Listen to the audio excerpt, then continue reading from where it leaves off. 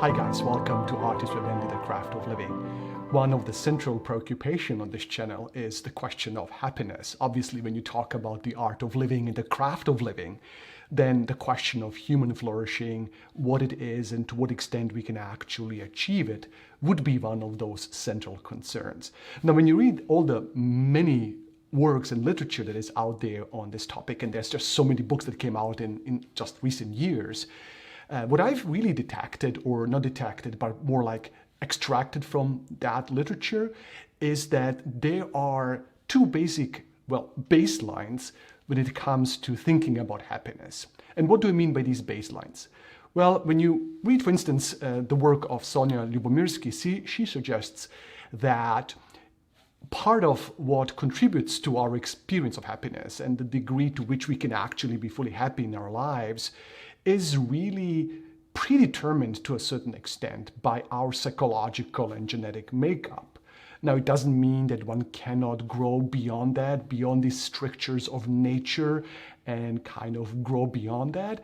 But it seems to be the case generally with people when they have some euphoric experiences and good experiences, when they really feel happy because something new happened in their lives, that after a while, people come down to this kind of baseline, right? It kind of things sort of even out after a while.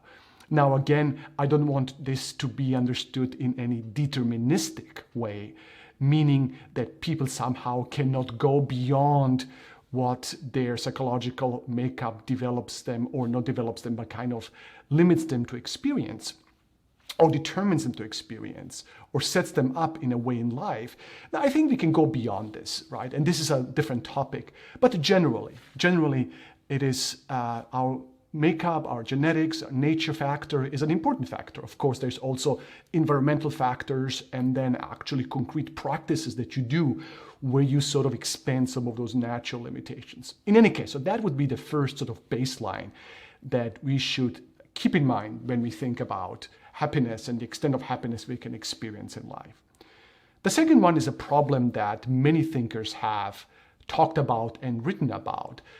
Way back, I believe we find this in the scriptures. Certainly some of the ancient philosophers, again, the Stoics talked about quite a bit about this, up until modern philosophy and thinkers such as Søren Kierkegaard, who talk about this problem of hedonic adaptation, meaning that generally in life, when we have some good experiences, some pleasurable experiences, when we have an amount of happiness with something new that we have acquired, that after a while we get adapted to that, right? The pleasure sort of principle drives us forward to achieve things, to acquire things. Sometimes that is understood in material terms, and sometimes simply in terms of certain life goals, right? You work towards certain goals and you think that once you achieve them, you're going to have this great happiness that stands there and remains forever.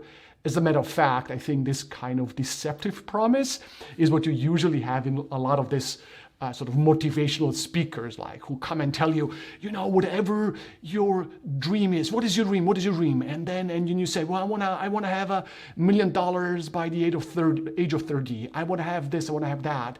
And then they tell you, go for it, right? Because the idea is that in achieving those goals, somehow you will have this happiness.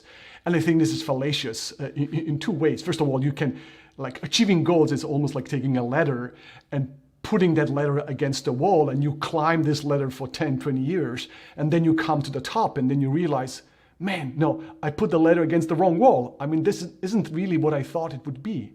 Or you climb the ladder, you really have a sense of achievement, you're really happy that you have this thing, and then after a while, it becomes kind of normal, right? The problem of hedonic adaptation.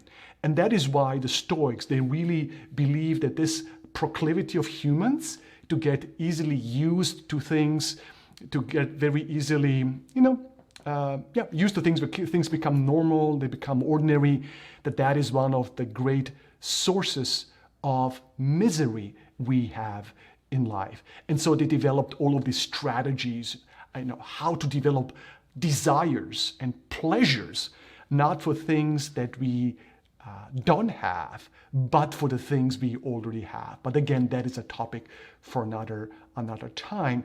I just wanted to highlight this idea of hedonic adaptation because it is an important thing to keep in mind. Thinkers such as Søren Kierkegaard he wrote a lot about this, right? And especially when he writes about the different life stages and these different levels of existence which he describes, and the lowest of them being the aesthetic stage, so-called aesthetic stage, which is actually, defined and characterized by this presence and pursuit of the hedonic treadmill, like the pleasure principle. You don't even realize how boring your life is. You don't even realize how empty you actually are. And you're trying to hide this misery from yourself and from others by going after one pleasure, and then boredom sets in, and then you go after another pleasure, and pleasure and pleasure and pleasure and pleasure. And that actually doesn't lead to a fulfilling life. Now, of course, there are people throughout history who have questioned this. For instance, when you read Plato's dialogue, the Gorgias, you have this guy by the name Callicles, who actually believes exactly the opposite. And whatever Socrates tries to tell him, he rebuffs him and rejects him, basically defending and articulating and promoting a hedonistic lifestyle as the one that leads to fulfillment. In any case, this idea of hedonic adaptation, to come back to my original point, is this second baseline that we experience, where things that we thought to be so great and so wonderful, after a while they become very ordinary. And so this is the one thing that I keep thinking about during this Corona pandemic.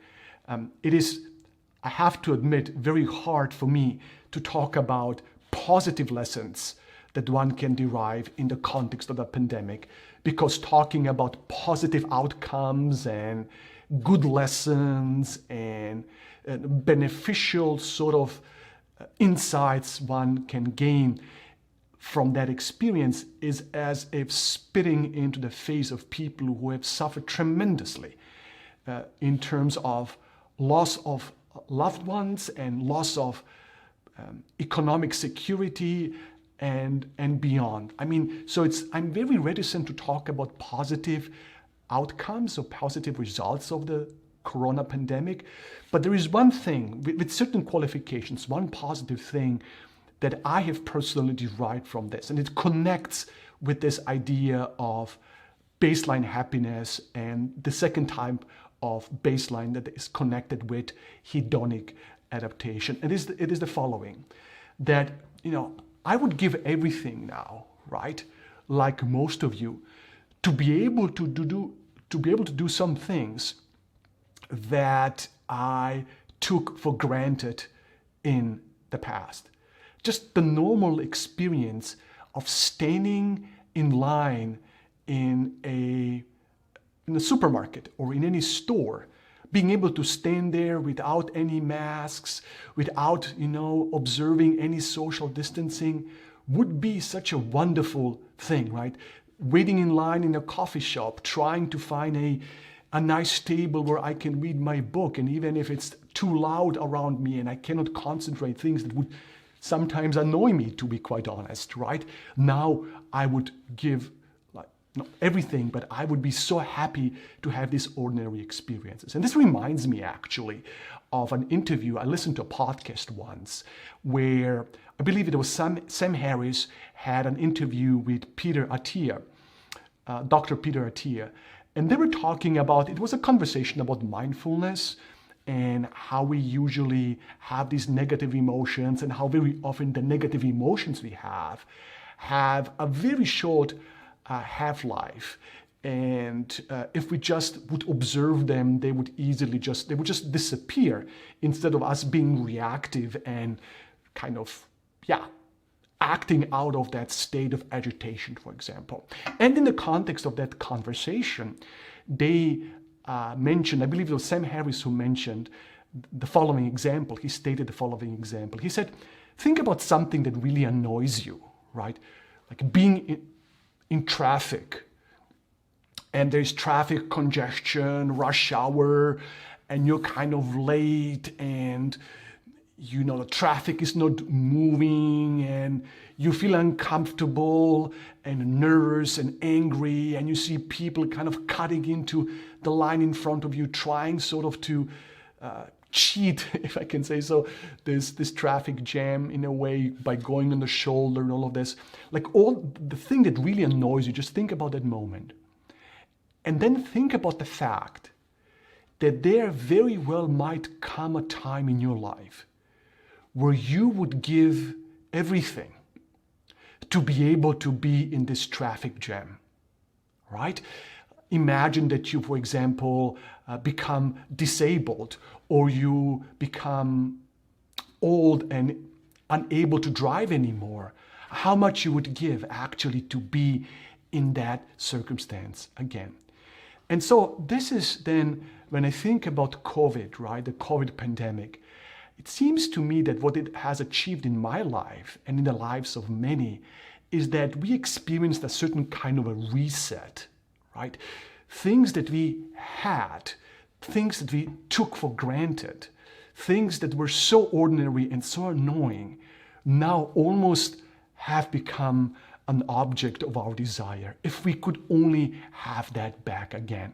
So in other words, COVID pandemic as a hedonic reset is something that just struck me as being unbelievably true.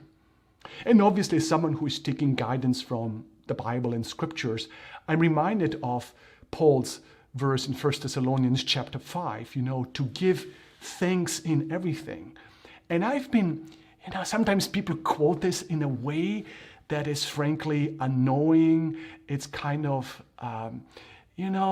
using it as a way to minimize difficult moments, or I don't know, sometimes it's kind of a little bit, I don't know, just the verse, the way it's being used sometimes is not something that I find very encouraging or meaningful if it is used as a way to downplay serious suffering or negative experiences, or kind of as a way to bring people out of depressive feelings and so on and so forth. But on the other hand, I think that verse is actually so fundamentally essential to human existence. Because what this verse is actually about, it is a medicine, it is a therapy against this problem of human or hedonic adaptation, right? To be thankful in everything is actually to initiate you into a perceptive revolution, into a revolution of your perception, let me put it this way, into a ocular conversion. It's basically orienting you and reorienting you towards opening your eyes up and to start taking for, stop taking for granted things that you take for granted, and realize that in the most ordinary experiences, right? Because the verse says, be thankful in everything. Right now, I am thankful that I'm able to speak. I'm thankful that I have this moment, that I can share with you these ideas, that I have this, it's not the perfect environment. I'm actually in a basement, and there are kind of all kinds of things around me. But I should be able to give thanks to this moment, even if it's not perfect, it's not ideal, and perhaps I made this mistake or that mistake. But give thanks in everything is actually, again, a call towards a reorientation of our perceptive apparatus, right? To be able to discover good things in everything. But this is not just a statement. It really invites you to a certain kind of a practice, a certain kind of intentionality about this. So just this morning, I was sitting on a porch. It's a beautiful day today. In the morning it was about 75 degrees. Birds are singing, the trees are in my backyard, and I'm sitting in this chair and I'm thinking, right, how can I really really experience this moment in a meaningful way? How can I suck out the marrow, right, of that very moment and to be grateful and to be happy? And so what I did, I took every facet of my experience, every sort of phenomenological aspect of me sitting in that chair, and thought of one or two opposites, right? Okay, beautiful day. It could have been like a nasty sort of storm outside. Trees behind my house. Well, I could be living next to a highway. Right? I'm sitting in a chair. Well, perhaps if I was sick, I had some problems in my back or something, I would not be able to sit in this chair. So I actually went through all of these facets of that experience, and suddenly the ordinary act of sitting in a chair filtered through this exhortation to be thankful for everything really changed my consciousness and my appreciation of the present moment at that time. So this has been kind of a circuitous sort of thinking and reflection on the relationship between, happiness and certain baselines associated with that.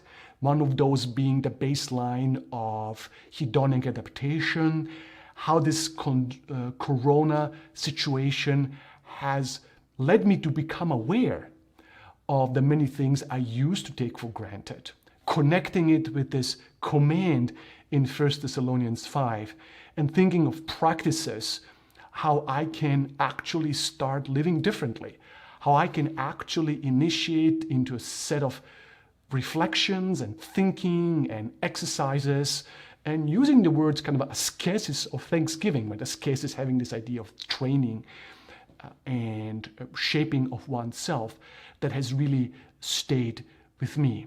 So the corona pandemic as a time of hedonic resetting and leading me to a deep appreciation of existence, reminding me of those wonderful and important commands that we find in Scripture about being intentional about happiness. Well, this is something that came to my mind today, and I thought of sharing it with you. Okay, thank you guys so much for listening to this, and stay strong and stay healthy in this time of the pandemic, and blessings to all of you.